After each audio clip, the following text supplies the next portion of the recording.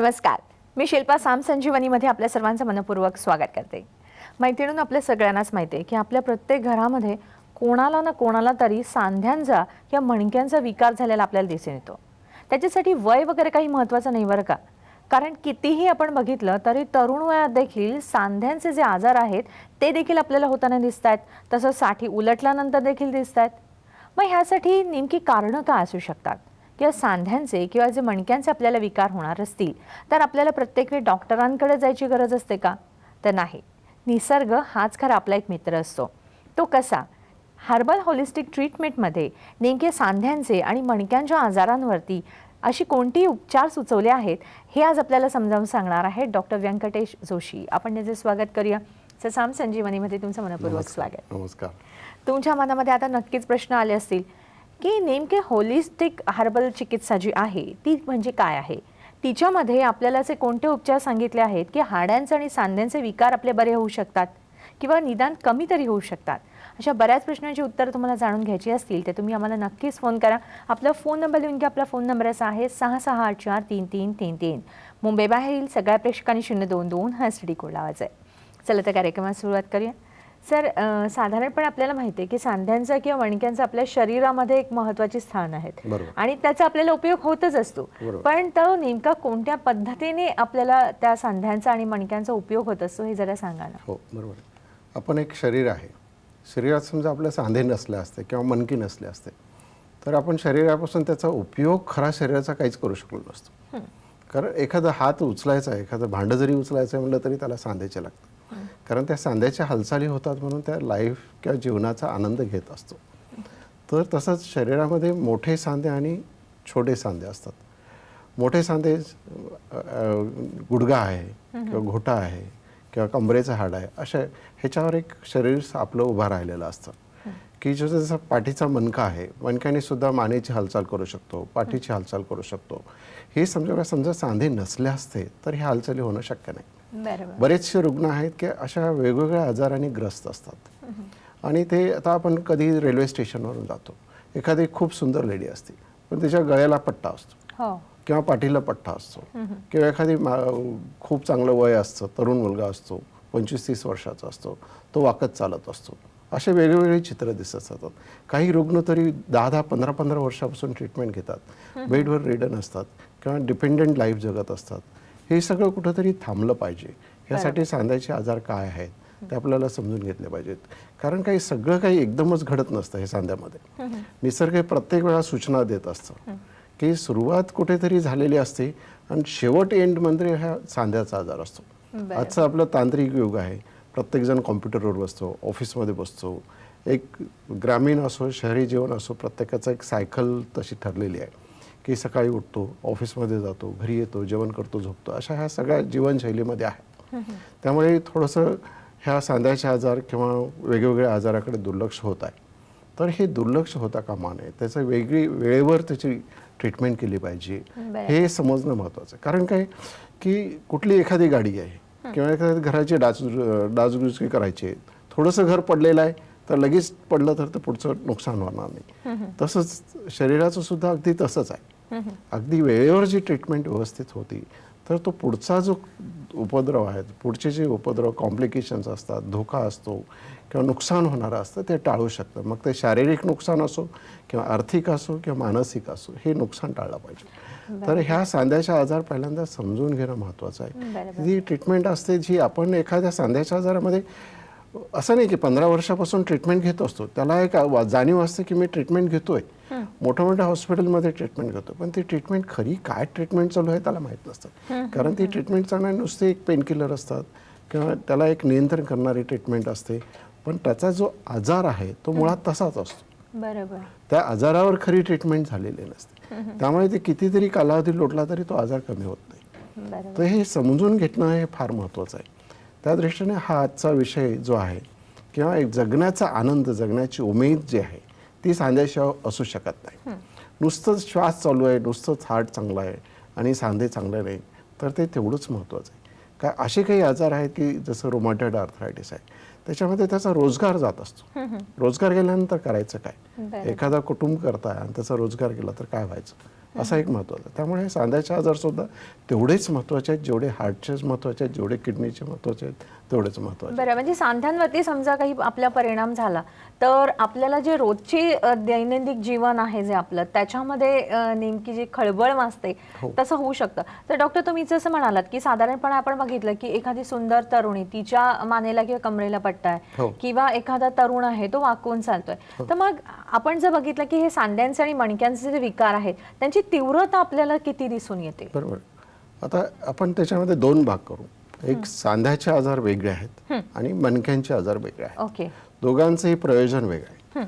सांध्याच्या आजारामध्ये महत्त्वाचे दोन आजार आपल्यासमोर आता दिसतात. एक रोमॅटॉइड आर्थरायटिस म्हणून असतो आणि दुसरं ऑस्टिओ आर्थरायटिस जो असतो. आर्थरायटिसमध्ये दोन प्रकार आहेत. बाकीचे छोटे छोटे आजार आहेत, पण जो आज 80% 90% जो समाज ग्रस्त आहे ह्या दोन आजारामुळे ग्रस्त आहे. एक रोमॅटॉइड आर्थरायटिस आणि एक ऑस्टिओ आर्थरायटिस.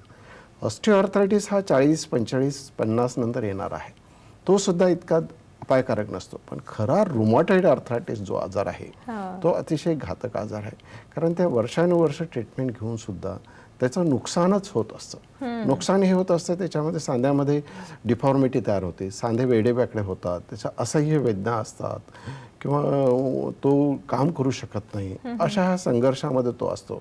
कधी कधी आमच्याकडे ते पेशंट येतात तर ते असे पेनकिलर किंवा दुसरी वेगवेगळ्या प्रकारची औषधं खाल्ल्यामुळे त्याच्यावर किडनीवर परिणाम होतो, लिव्हर परिणाम होतो असे. कारण एका साईडने आजारामुळे नुकसान होतं, दुसऱ्या साईडने औषधामुळे नुकसान होतं. हा जो रुमॅटॉइड आर्थरायटिस जो आहे, आज एकही रुग्ण जरी आपण पाहिला नाही, कुठल्याही हॉस्पिटलमध्ये पूर्णपणे कमी झाला आहे असं एकही रुग्ण दिसत नाही. पण तो आजार वेळेवर जर ट्रीटमेंट केली आणि ती होलिस्टिक पद्धतीने जर केली आणि त्यात हर्बल मेडिसिनचा जर वापर केला तर असे आमच्याकडे अनेक रुग्ण आहेत की 2 ते 3 महिने कालावधीमध्ये तो पूर्णपणे कमी झालेला आहे. अरे वा. जो आजार 15 ते 20 वर्ष घेऊन सुद्धा कमी होत नाही, तो 2 ते 3 महिन्यामध्ये होतो. कारण ह्या रुमॅटॉइड आर्थरायटिसचं काय, एक तर वेळेवर निदान होत झालेलं नसतं. कारण त्याला एक सुरुवात कुठेतरी ताप आलेला असतो, 1-2 दिवस ताप असतो.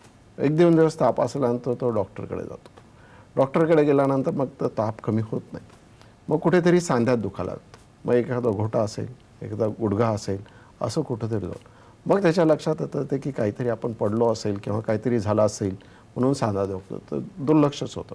त्या डॉक्टरांचंही दुर्लक्ष होतं, पेशंटचं असतं. असं एक 8-15 दिवस ट्रीटमेंट केल्यानंतर त्याच्या लक्षात येतं की आपला हा तापही कमी होत नाही आणि सांध्याचाही आजार, सांधेही दुखतात, त्यामुळे कुठेतरी सांध्याशी निगडीत असावं.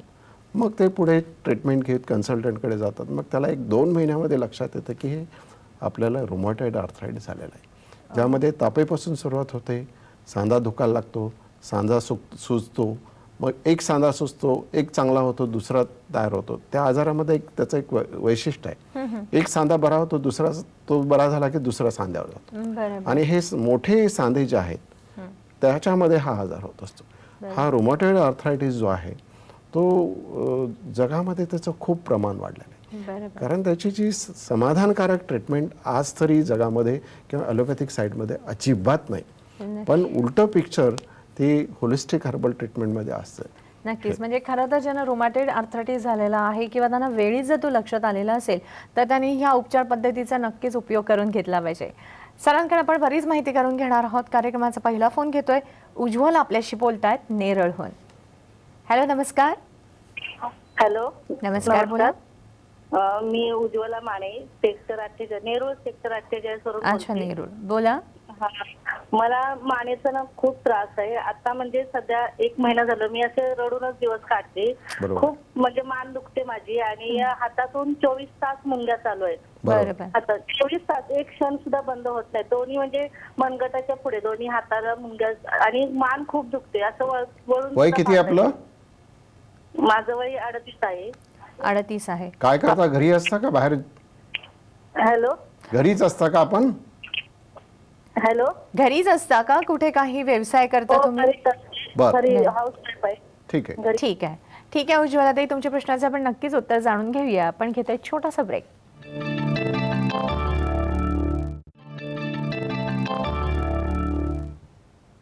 ब्रेकनंतर पुन्हा एकदा आपल्या सर्वांचं मनपूर्वक स्वागत. आज आपण माहिती करून घेत आहोत ती सांध्यांचे किंवा मणक्यांचे जे विकार असतात यावरती आपल्याला हर्बल होलिस्टिक चिकित्सा आहे ही कशी उपयोगी पडू शकते यावरच आपल्याला मार्गदर्शन करत आहेत डॉक्टर व्यंकटेश जोशी. तुमच्या मनामध्ये जे जे काही प्रश्न असतील तुम्ही नक्कीच सरांना विचारा. पण आताचा जो प्रश्न विचारला होता उज्ज्वला यांनी की त्यांची मान भयंकर दुखते, बरोबर. त्याचं असं म्हणालात की जसे एकदा मान दुखायला लागली की अक्षरशः त्यांना असंही रडायला रडू येतं. येतं. तर काय सांगाल सर त्यांना? त्यांचा अतिशय प्रश्न खूप महत्त्वाचा आहे, कारण अशा अनेक रुग्ण आहेत की त्या परेशान आहेत. याला स्पॉन्डिलायटिस सारखा आजार असण्याची शक्यता आहे. स्पॉन्डिलायटिस म्हणजे की जे मानेचे मणके असतात त्या मणक्यावर सूज आलेली असते आणि सूज असल्यामुळे त्या वेदना होत असतात आणि मानेची जी हालचाल होण्या पाहिजेत ते होत नाहीत आणि त्या मणक्याच्या सूज आल्यामुळे ज्या पाठीमागे मज्जारज्जू असतो त्याच्यावर सूज अजून त्या नाडीवर किंवा त्या नसावर दाब येतो. दाब आल्यामुळे त्याच्या हाताला पण वेदना होतात. अशा परिस्थितीत आहेत. अशा अनेक रुग्ण आहेत. मग ह्याच्या रुग्णामध्ये बघण्याचा दृष्टिकोन हा लिमिटेड असतो. मग कोणी सांगेल की बाबा तुम्ही एक्सरसाइज करा, कोणी सांगेल की बाबा बेल्ट वापरा आणि तात्पुरता ह्या 10 दिवस 20 दिवस गोळ्या घ्या. त्या गोळ्या हे जस्ट टेम्पररी पेनकिलर असतात, कारण तो आजार पेनकिलरने काय होतं की आजार जाणवत नाही, पण आजार हा मध्येच असतो. तर खरं म्हणजे काय, केवळ बेल्ट घालून हा प्रॉब्लेम सुटणारा नसतो. एक्सरसाइज करण्याने एक 5 ते 10% मदत होईल, बेल्ट घालण्याने एक 5% मदत होईल, पण एक 10-20% ह्याची सगळी मदत होऊ शकते. पण त्याचा आजार पूर्ण कमी होण्यासाठी त्या सर्वायकल स्पॉन्डिलायटिसची सुरुवात मणक्यात जरी असेल, आजार तिथे जरी असेल, सुरुवात कुठेतरी दुसरीकडे झालेली असते. अच्छा. कारण मी सांगितल्याप्रमाणे आजार काही एकदम होत नसतो, तो वेळोवेळी सूचना देत असतो. मग तो आजार कुठेतरी पोटात सुरुवात झालेला असतं. पोटाच्या काही आजारी असतात, खूप दिवसाची ॲसिडिटी असते, खूप दिवसाचं कॉन्स्टिपेशन असतं. मग तात्पुरतं त्याच्याकडे बघितलं जातं. 1 दिवस औषध घेतलं, 2 दिवस औषध घेतलं, मग असं करत करत मग ते आजार हळूहळू सांध्यापर्यंत येतात. कारण सांधा एक 500 किलोमीटर अंतरावर आहे, पण त्याचं कुठेतरी सुरुवात झालेली आहे ते 0 किलोमीटरवर. 500 किलोमीटर अंतर क्रॉस केल्यानंतर सांधा येतो. 500 किलोमीटरमध्ये खूपशा घडामोडी घडलेल्या असतात. त्या ठिकाणी खरं दुर्लक्ष केलं पाहिजे. दुर्लक्ष होतं. जर हे सर्वायकल स्पॉन्डिलायटिस ठीक करायचं असेल तर त्याचा पूर्ण बॉडीचं किंवा मधल्या सिस्टीममध्ये पोट असेल, लिव्हर असेल, आतड्या असेल, ह्या सगळ्यांचा विचार केला तरच त्यांचा हा प्रॉब्लेम सॉल्व्ह होऊ शकतो. बऱ्याच वेळेस काय असतं की अजून काही अन्य आजार असतात. काही जणांना आहे 30 ते 35-40 ह्यामध्ये ब्लड प्रेशर असतं, ब्लड प्रेशरच्या गोळ्या खात असतात. हा ब्लड प्रेशरचा आजारसुद्धा नियंत्रण करणाऱ्याच गोळ्या असतात. त्यामुळे सुद्धा शरीराची सिस्टीम जी बिघडून जाते, जी बॉडीमधलं मेटाबॉलिझम चेंज होतं, किंवा डायबिटीसच्या गोळ्या खात असतात, ह्या सगळ्यांचा परिणाम म्हणून त्या सांध्यावर हळूहळू होत असतो. तर ह्या सगळ्यांचा एकत्रित जोपर्यंत विचार होत नाही, शेवटी शरीर एकमेकाशी निगडीत आहे. होलिस्टिक कन्सेप्टमध्ये तेच केलं जातं. होलिस्टिक कन्सेप्ट जरी मणक्याचा आजार असेल तर केवळ मणक्याचा विचार करून ट्रीटमेंट केला जात नाही. मणक्यासोबत मणक्याची आजाराची सुरुवात कुठून झालेली आहे, मग त्या कोणत्या सिस्टीम त्याच्यात इन्व्हॉल्व आहेत, त्या सगळ्या सिस्टीमचा, शरीराचा, मनाचा एकत्र विचार करून केला जातो. आणि दुसरं काय, औषधामध्ये जे आहे ते नुसतं पेनकिलर घेऊन औषध सॉल्व्ह होणार नाही, तर ते आजार कमी होणारं औषध आवश्यक असते. मग पोटाच्या तक्रारी असेल, ॲसिडिटी असेल, इंडायजेशन असेल, अपचन असेल, कॉन्स्टिपेशन असेल, पोट साफ होत असेल, हे सगळं ठीक झालं तर तो मणक्याचा आजार कमी होतो. हे सगळं ठीक झालं, थोडासा एक्सरसाइज केलं तर तो ठीक होतो. आणि हे जर जोपर्यंत ठीक करत नाही, ह्याचा रोलच 60-70% असतो. हे जोपर्यंत चांगलं होत नाही तोपर्यंत ते पण होत नाही. तर ह्या सगळ्या सर्वायकल स्पॉन्डिलायटिस सारख्याच्या अनेक रुग्ण आहेत. त्यांना जर व्यवस्थित ट्रीटमेंट द्यावा, जवळ कुठल्या तरी निष्णात डॉक्टरांनी सल्ला घ्यावा. त्यामुळे सगळ्यांचा विचार करून हर्बल मेडिसिनमध्ये याचे मॅक्झिमम रिझल्ट चांगला मिळू शकतो असं नक्कीच. डॉक्टर, जसं तुम्ही म्हणालात की खरं एक कारण दुसरीकडेच असतं आणि आपण दुसऱ्याच गोष्टींवरती आपण कॉन्सन्ट्रेट करून त्याच्यावरती उपचार करत असतो. बरोबर. मग हे नेमके हाडांचे जे विकार आहेत की म्हणजे आपल्या सांध्यांचे किंवा आपण मणक्यांचे म्हणूया, तर ह्या विकारां होण्यामागे नेमकी कारणं का असू शकतात? बरोबर आहे. आता आपण जो सुरुवातीला विचार करत होतो की रुमॅटॉइड आर्थरायटिस जो आहे, रुमॅटॉइड आर्थरायटिसचा असा भयंकर व्याधी आहे. म्हणजे मी म्हणेल की सगळे जे सांध्याचे आजार आहेत आणि मणक्याचे आजार आहेत त्याचा राजा जर कोण असेल तर रुमॅटॉइड आर्थरायटिस आहे.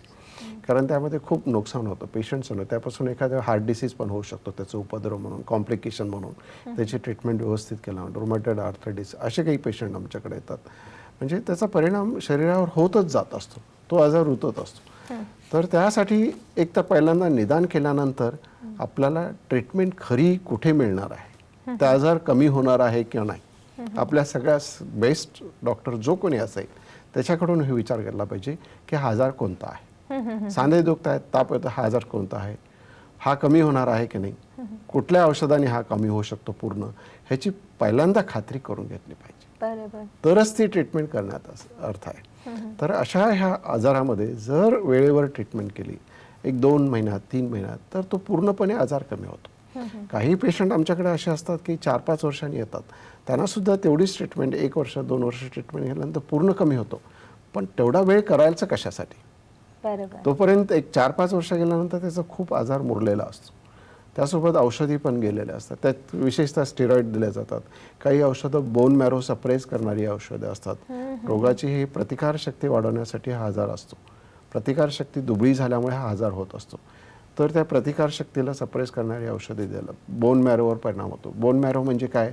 शरीरातलं रक्त निर्माण करणारा कारखाना आहे. त्यामुळे तिथेही परिणाम होतो. लिव्हरचा काही दुबळेपणा तयार होतो, यकृत त्याच्यावर परिणाम होतो, किडनीवर परिणाम होतो. ह्या सगळ्या औषधाचा परिणाम, आजाराचा परिणाम असा होत असतो. ह्याची जी कारणं जी आहेत सगळ्यात महत्त्वाची जी आहेत, मग कुठल्याही एजमध्ये हा आजार होतो. असं नाही की तरुणपणातच होतो किंवा बालपणातच होतो किंवा वृद्धावस्थेत, पण 40पर्यंत हा आजार होतो. अगदी 5 वर्षाच्या मुलापासून 40पर्यंत हा आजार होऊ शकतो.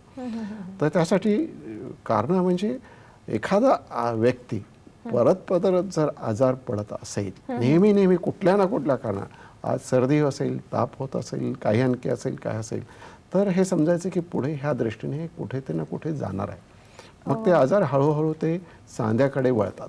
बरोबर. म्हणजे अशी बरीच कारणं असतात सर, आपण जाणून घेऊयाच. पण दीपमाला आपल्याशी बोलतात पुण्याहून.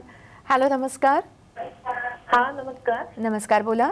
हा मी पुण्यातून बोलते दीपमाला. बोला. की मला ना की सारखे सांधे दुखतात माझे आणि हाताला भुंगे येतात, कधी कधी चेहऱ्याला पण भुंगे येतात आणि माझा संधिवाताचा रिपोर्ट पण पॉझिटिव्ह आलेला आहे. म्हणजे मी करून घेतली होती टेस्ट.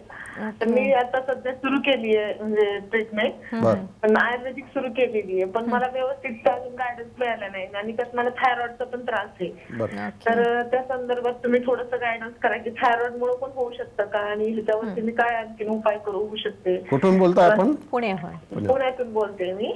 वय किती आपलं? माझं आता